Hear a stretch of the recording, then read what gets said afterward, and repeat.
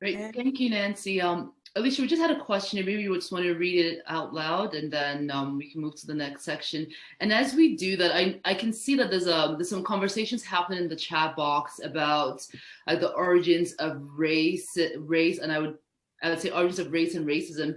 I think this is a conversation which we can get to, but before we move to the next section, I think it's an important thing to address.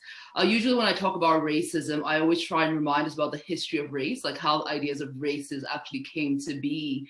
And races as we know them, racial categories as we know them to be today are, they're social imaginations, right? These things which we imagine, and not just we, they're imagined by Europeans. So for folks who want to read some of the history about how racial categories came into being, I think that's a really important grounding for conversations around racism and whiteness. The comments around bias, absolutely, in-group bias does exist across groups. We could all act in harmful ways. But when we're talking about whiteness and racism and settler colonialism, we're talking about systems of power and not just individual behavior. And I think some of what we're demonstrating here today is really profound examples of how racial categories can be distorted and then used to solidify and consolidate power in the hands of white elites. And I think that's an important thing to keep in mind, that these are systemic issues. So ideas around things like reverse racism. Oh, we have a great video for that. Maybe Alycia, you can drop that in the chat box. I think are things which we really need to unpack and dismantle. And as we go into the next section, Alycia is going to be talking a little bit about for individual white folks, how whiteness shows up not just in systems, but the ways in which individuals take that up.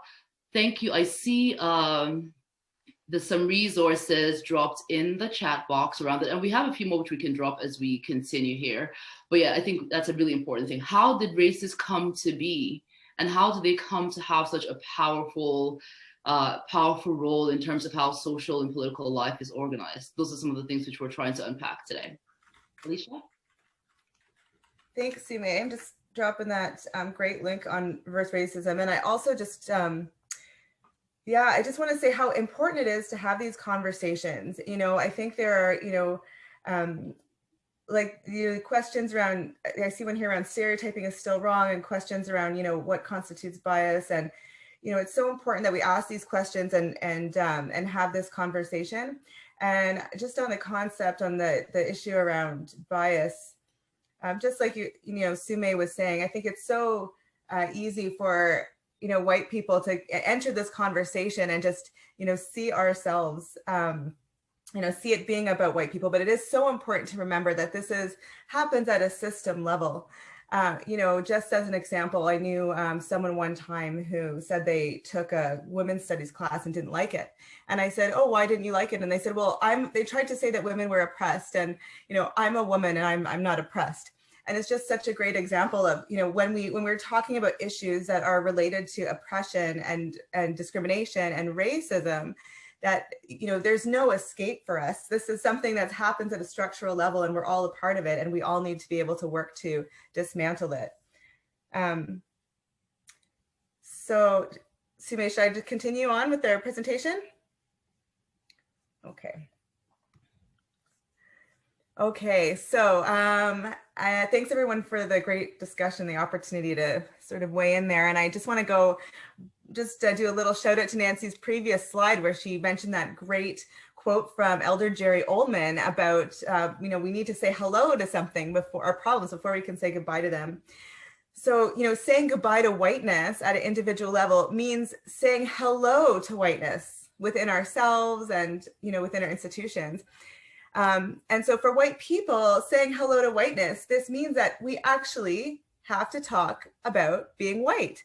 Now, this might sound like an obvious thing to do, but it can actually be extremely challenging. And that part of that is because of the invisibility of whiteness. So for example, when white people like me are living in a white dominant society like Canada, we don't have to think about being white because it's seen as the norm. And in Bell Hook's quote above here, we can see that whiteness is naturalized while people of color are othered. And we rarely see whiteness represented as a terrorizing or harmful force the way that BIPOC experience this. So it's mostly white people as heroes in media, white people in government. I had almost all entirely white teachers in school, including in university. Unless you're a person of color, you're not faced with the issue of race every day. So many white people are not even used to thinking about themselves as white, let alone talking about being white. And white people also usually don't identify as being white, but we are. So I'm reminded about Paul Kivel's story about facilitating a session on racism and asking people to identify their race. And this was for the purpose of putting people into, racialized groups for conversation. And I'll talk a little bit about that process later on. So when he asked people to move, and so white folks go into the white group, people said things like, "I'm not white, I'm Italian," or "I don't have white privilege because I'm gay." And then Kivel's Black colleague who was facilitating with them, looked around the room and said, "Where did all the white people go who were here a minute ago?" So this is a story of white denial. And one of the hardest and most significant points in my own learning or unlearning journey that I want to share with you was accepting the reality that I was white. So as a Jewish person, I had grown up fearing white supremacist groups, and I was used to being on the opposite side of the white power message. I also had a hard time relating to other white people who didn't have a history of genocide in their families and who were not the subject of painful stereotypes or conspiracy theories, for example.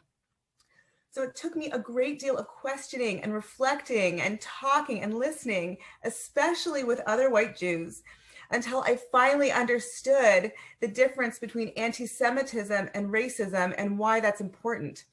And Paul Kivel actually talks about this in his book, Uprooting Racism, and that is one of the resources in the Whiteness and Health Equity paper. So I've now come to realize that naming my own whiteness doesn't undermine my personal experiences of discrimination as a Jewish person or as a queer person or as a woman, but in fact, conversely, by not identifying myself as white, especially as a white Jewish person, I'm actually undermining the experiences of racism of Jews of color. When white people don't question our whiteness, we are assuming our place, as Frantz Fanon describes above, as the predestined master of the world.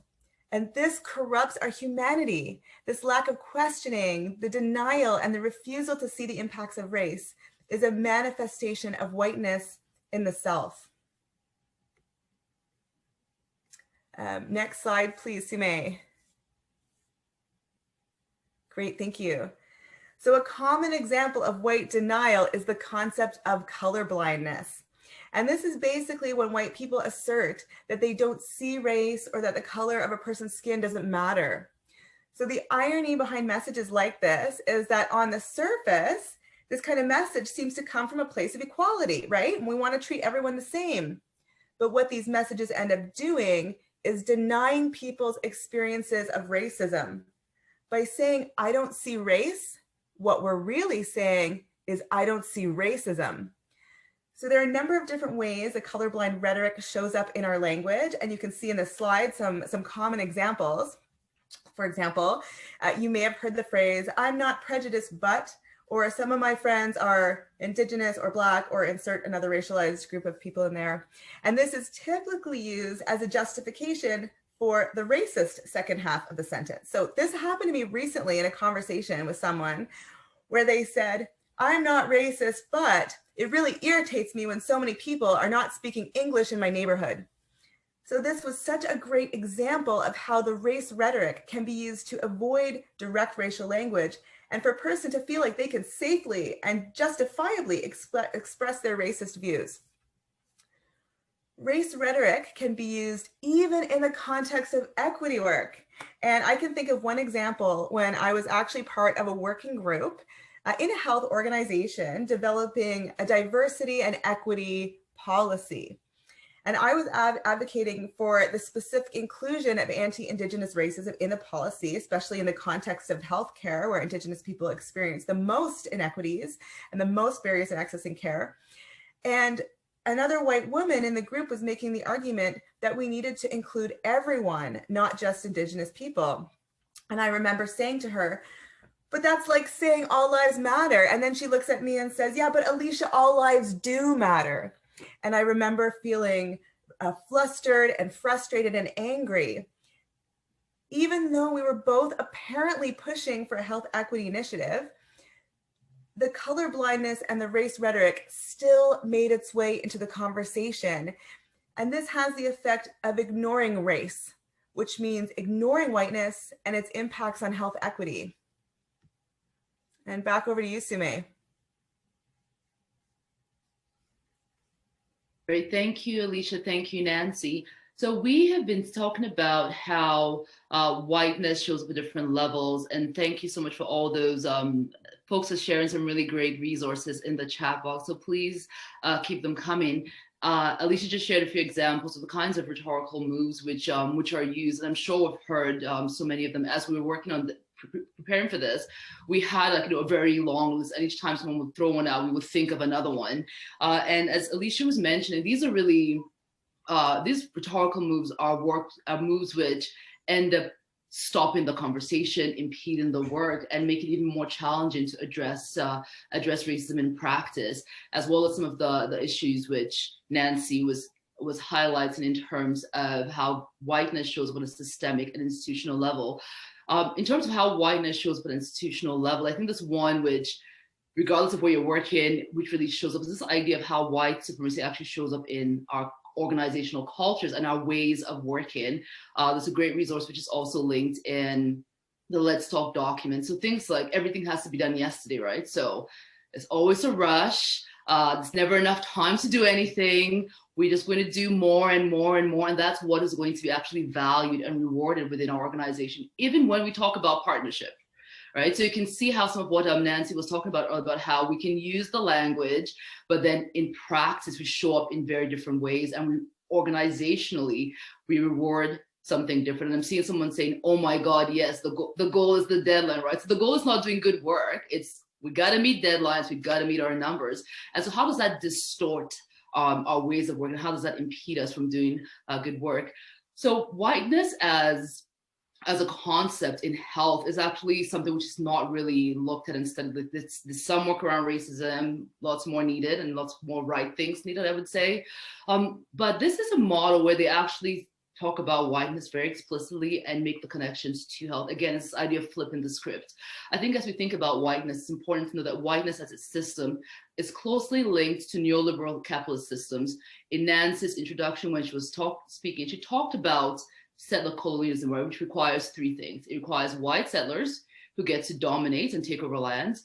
It requires indigenous peoples who get to be displaced from their lands, and it requires Black bodies who are made into property to then labor on those lands. So I think when we think about whiteness and settler colonialism, it's really linked to systems of capital and capitalism, and we have to keep that in the fore of our minds. This obviously spills through our ideologies, as we've been talking about, our histories, and going back to this idea of the racial categories, the categories which are used to define people and then distribute resources on those bases. If you go back centuries, the histories which we are living with today are still firmly in place. So this idea of white people at the top, Black people at the bottom, and then, you depend on where you find yourself, you have other people of color in the mix, and in settler states, for sure, Black and indigenous people at the bottom of racial hierarchies. These are the legacies which we live with in all our systems, even in our systems like health and other systems, which are really supposed to be systems of care, right? They're supposed to be sites in which we actually invest in the health and well-being of communities. But a lot of the times, as we see, if you look at the section on societal conditions, our social policies in terms of welfare, criminal justice, these are distributed in very unequal ways, depending on how one is racialized, and that goes into, you can think about global phenomena and political things about political unrest and the like. The other link they make is now to the individual and own individual experiences, so how our beliefs and our narratives about racism and racial capitalism impact our own health and well-being. There's some very interesting work coming out of the US, and some of it in the Canadian context. A book which we highly recommend is Dying of Whiteness. In this book, the author talks about how the belief, particularly low and middle income white folks have around racism and capitalism, and the belief that really you're living in a system which is actually designed for you to protect you. So when that system starts to fail you, as it did a lot of low-income white folks over the last 5 years or so, you're trying to make sense of it. This system was built for me, but it really wasn't. And it's failing me because it was always designed to fail you. And so within the reaction, a lot of the Trumpism we're seeing is really a response to that. Similarly, folks like Dr. Ajaman Siddiqui, who's at the University of Toronto, and colleagues have showed how, in the US context, for white folks who are in states which have more progressive social policies, so a lot of the policies which we would recommend as things which improve the social determinants of health actually do better. Right? Because you're living in an environment which actually provides that broader social safety net. And so what has been shown is that because of this belief in the power of whiteness to protect, which it does to a certain extent, they're now reporting decline in mental health, things like increased substance use, and higher mortality amongst low and middle income socioeconomic classes. And this is really linked to the fear that someone is taking something from you. My social status is being diminished. And so because of that, we're seeing this other negative repercussions. I think we could say, speaking of societal events generally, we're all deeply impacted by social unrest and violence related to racism. And we have seen that show up so viscerally over the last year with profound police violence being brought to light in very visceral and very visual ways. I think Alycia, you spoke about this a little bit, about this loss of self, right? The loss of sense of who you really are and loss of your own humanity. I think those are really some detrimental impacts whiteness can have on white people. As I say this, I think it's important that we don't lose sight of the fact that whiteness at its core, whiteness and settler colonialism at its core, who bears the brunt of it? Black folks, Indigenous folks, racialized folks. That's who bears the brunt of whiteness. And I would say other folks who are not aligned with systems of power. So as we talk about this, I think it's important to bring in the complexity of who we are as people and how the various systems of power impact us. Alycia, I thought the example you were given about anti-Semitism and Jewish people is a really nice example of how we can be impacted by different systems of power in differential ways. There was a piece which just came in, which around disability. So I think absolutely that is I would say, as we look at all these things, we need to be thinking about how systems of power impact people differently. And the perfect example is around decline in mental health, is that has been experienced by low and middle income white folks more so. Rich white folks are still doing okay, right? Because again, the system is more aligned with your preferences and views. So I think as we talk about this, when we look at this, it starts to give us hints of where we can start to intervene. So I think it's important that we don't just name the problems, but we start to think about, okay, where are our opportunities to intervene? There's one thing whiteness does very well. Whiteness and colonialism make systemic problems highly individualized, which means that when we talk about whiteness, it can quickly go into individual behavior. But what this is saying, and what we're saying is, individual behavior absolutely is important. It matters. It has an impact. And we need to be, most importantly, looking at the systems where decisions are made, where power is distributed, where resources are distributed, because this is where we're going to have the most impact in reimagining a different kind of world, in imagining a world in which whiteness is not it's not used as the barometer of what is good and right and valued.